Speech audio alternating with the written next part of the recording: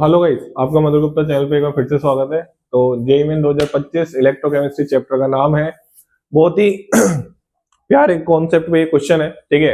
आपको बोला गया है the molar conductivity of a weak electrolyte when plotted against the square root of its concentration which of the following is expected to be observe. ठीक है, हम जो graph पढ़ते हैं ना, ठीक है, आपको पढ़ाया जाता होगा और बहुत तरीके से पढ़ाया जाता होगा। बहुत फेमस ग्राफ है। अगर मैं ये ग्राफ बनाऊं किसके बीच, स्ट्रॉन्ग इलेक्ट्रोलाइट के लिए, तो स्ट्रॉन्ग इलेक्ट्रोलाइट के लिए ग्राफ बनता है ऐसा। तो इसमें क्या होता है, आप एक्स्ट्रा प्लॉट करके आप ये डिफाइन कर सकते हैं यहाँ पे lambda am not. Lambda am not क्या होता है? लैम्डा एम नॉट होता है बच्चा कि आप कंसंट्रेशन अप्रोच जीरो कर रहे हैं, तो यहाँ पे जो मोलर, ये जो लैम्डा एम है, पहले तो नोटेशन आपको थोड़ा सा बता दूं मैं कि जो मोलर कंडक्टिविटी का नोटेशन है, यहाँ पे मोलर कंडक्टिविटी का नोटेशन है वो क्या है यहाँ पे, लैम्डा एम। आपको ये भी चीज पहले बता देता हूं कि ऑन डाइल्यूशन, आराम से सुन लेना, मैं ज्यादा कॉन्सेप्ट पे नहीं जा रहा। ऑन डाइल्यूशन मोलर कंडक्टिविटी जो आपकी होती है ना, मोलर कंडक्टिविटी वो इंक्रीज होती है, चाहे स्ट्रॉन्ग इलेक्ट्रोलाइट हो चाहे वीक इलेक्ट्रोलाइट हो। सुन लो अच्छे से। और ऑन डाइल्यूशन जो कंडक्टिविटी होती है, अच्छे से सुन लेना, दोनों कान खोल के सुन लेना, कंडक्टिविटी होती है वो डिक्रीज होती है। मोलर कंडक्टिविटी इंक्रीज होती है, बट कंडक्टिविटी दोनों के लिए, ये दोनों के लिए एप्लीकेबल है, स्ट्रॉन्ग और वीक इलेक्ट्रोलाइट दोनों के लिए, स्ट्रॉन्ग एंड वीक इलेक्ट्रोलाइट वो दोनों के लिए एप्लीकेबल है। इसको बिठा लो दिमाग में, ये आपको पढ़ाया भी जाता होगा, लेकिन बच्चे कंफ्यूज रहते हैं, बहुत ज्यादा कंफ्यूज रहते हैं। भैया कंडक्टिविटी डिक्रीज क्यों हो रही है? क्योंकि पर यूनिट वॉल्यूम पे डिफाइन होती है कंडक्टिविटी। तो पर यूनिट वॉल्यूम पे आयंस क्या हो जाते हैं, डिक्रीज हो जाते हैं। लेकिन मोलर कंडक्टिविटी क्या हो जाती है, इंक्रीज हो जाती है, क्योंकि आप उसमें कौन सा फैक्टर डोमिनेट कर जाता है, डाइल्यूशन वाला। तो मैं ज्यादा डिटेल में नहीं जा रहा, ये की पॉइंट है, यही है की पॉइंट बस।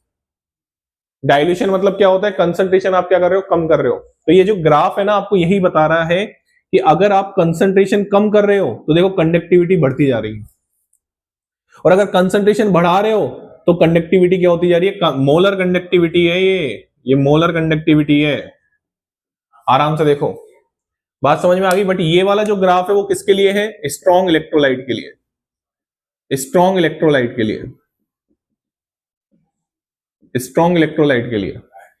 बात समझ में आ गई। आपको ग्राफ पूछा था, मैं थोड़ा मिटा देता हूं। स्क्वायर रूट ठीक है, क्वेश्चन आपने पढ़ लिया होगा, मेरे को जगह चाहिए थोड़ी सी। तो यहाँ पे अगर आप ध्यान से देखें तो ये तो स्ट्रॉन्ग इलेक्ट्रोलाइट के लिए, तो स्ट्रॉन्ग इलेक्ट्रोलाइट के लिए हम एक्स्ट्रा प्लॉट करके इनफाइनाइट डाइल्यूशन पे हम मोलर कंडक्टिविटी निकाल सकते हैं। ठीक है, इसको आप लैम्डा एम नॉट से डिनोट करें चाहे लैम्डा एम इनफाइनाइट से डिनोट करें। लेकिन क्वेश्चन ने तो हमसे क्या पूछा था, वीक इलेक्ट्रोलाइट के लिए। तो आइए वीक इलेक्ट्रोलाइट का ग्राफ बना लेते हैं। ये होता है वीक इलेक्ट्रोलाइट का ग्राफ, ऐसा ऐसा। ये आपका लैम्डा एम हो गया और ये आपका क्या हो गया, रूट सी। और ये ग्राफ किसके लिए है बच्चा, ये ग्राफ है वीक इलेक्ट्रोलाइट के लिए। बहुत फेमस ग्राफ है, टेंशन लेने की जरूरत नहीं है, हर जगह पढ़ाया जाता है। लेकिन आपको समझ में कितना आया वो इंपॉर्टेंट है। पढ़ाया तो हर जगह हर चीज जाती है, लेकिन आपको कितना समझ में आ रहा है वो भी तो इंपॉर्टेंट है। तो यहाँ पे अगर हम ध्यान से देखें, तो आप अगर ध्यान से देख रहे हो तो यहाँ पे हम एक्स्ट्रा प्लॉट करके लैम्डा एम नॉट नहीं निकाल सकते।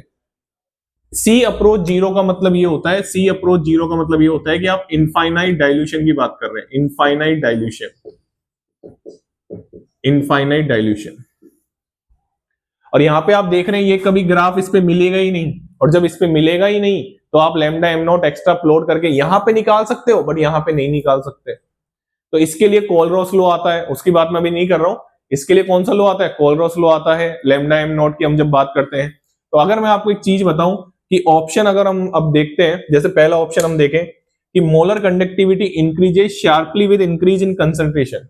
तो अगर कंसंट्रेशन इंक्रीज हो रही है तो क्या ये लैम्डा एम बढ़ रहा है क्या, नहीं बढ़ रहा ना। तो ये वाला आंसर क्या हो गया, गलत हो गया। कंसंट्रेशन बढ़ने में तो ये डिक्रीज हो रहा है ना यार, ये सीधा दिख नहीं रहा क्या आपको, दिख रहा होगा मेरे हिसाब से। ठीक है, दूसरे ऑप्शन पे आते हैं, a small decrease in molar conductivity is observed at infinite dilution. अगर मैं इनफाइनाइट डाइल्यूशन की बात करूं तो इनफाइनाइट डाइल्यूशन तो इस तरफ जा रहे हैं, ये सी जीरो को अप्रोच कर रहे हैं यहाँ पे। तो अगर इनफाइनाइट डाइल्यूशन पे बात करें तो कंडक्टिविटी बढ़ती है ना कि कम होती है, तो ये भी गलत हो गया। अब सी वाले ऑप्शन में बात करें, a small increase in molar conductivity observed at infinite dilution. तो अगर इस पे बात करें तो देखो शार्पली हम देख रहे हैं यहाँ पे कि इंक्रीज हो रहा है। अब इसने क्या है एक्चुअल में मेंशन नहीं कर रखा, तो ये वाले ऑप्शन और ये वाले ऑप्शन, जैसे डी वाला ऑप्शन अगर मैं पढ़ूं तो molar conductivity decreases sharply with increase in concentration. हाँ सर, अगर आप कंसंट्रेशन इंक्रीज कर रहे हो ना तो ये शार्पली डिक्रीज हो रहा है, दिख रहा है ना यार ग्राफ से। अगर आप कंसंट्रेशन इंक्रीज कर रहे हो तो ये शार्पली क्या हो रहा है, डिक्रीज। तो मेरे को ये वाला आंसर मोस्ट अप्रोप्रिएटली लग रहा है रेदर देन दिस। आपको लग रहा होगा कि अगर कंसंट्रेशन डिक्रीज करते तो ये सॉरी, अगर कंसंट्रेशन डिक्रीज कर रहे हैं मतलब इस तरफ जा रहे हैं तो कंडक्टिविटी बढ़ तो रही है सर, हाँ बढ़ रही है, लेकिन उसने रेंज डिफाइन नहीं कर रखी। बात समझ में आ गई? तो आंसर डी ज्यादा अच्छा लग रहा है रेदर देन सी, मतलब ये वाला आंसर भी आपको क्या हो गया, गलत हो गया, क्योंकि इसमें रेंज डिफाइन नहीं कर रखी। क्योंकि वीक इलेक्ट्रोलाइट में क्या होता है ना, डिसोसिएशन, डाइल्यूशन करने पे degree of dissociation, Ostwald law, Ostwald law क्या कहता था कि अगर आप डाइल्यूशन करते हैं तो डिग्री ऑफ डिसोसिएशन क्या होती है, इंक्रीज होती है। तो इंक्रीज होगी, लेकिन इसने रेंज डिफाइन नहीं कर रखी, इसलिए ये वाला ऑप्शन क्या हो गया, गलत हो गया। तो आंसर क्या आ गया हमारा, molar conductivity decreases sharply with increase in concentration. अगर आपने कंसंट्रेशन बढ़ाई तो ये मोलर कंडक्टिविटी शार्पली क्या हो रही है, डिक्रीज हो। बात समझ में आ गई? तो ये आपका क्वेश्चन था। दोनों ग्राफ आपके सामने हैं, स्ट्रॉन्ग इलेक्ट्रोलाइट के लिए, वीक इलेक्ट्रोलाइट के लिए। स्ट्रॉन्ग इलेक्ट्रोलाइट के लिए lambda am not extra plot करके निकाल सकते हो, वीक इलेक्ट्रोलाइट के लिए नहीं निकाल सकते, उसके लिए कोलरोस लॉ आता है। तो ये आपका क्वेश्चन था, ठीक है। चलिए, thank you so much. Channel को लाइक करें, शेयर करें और सब्सक्राइब करें।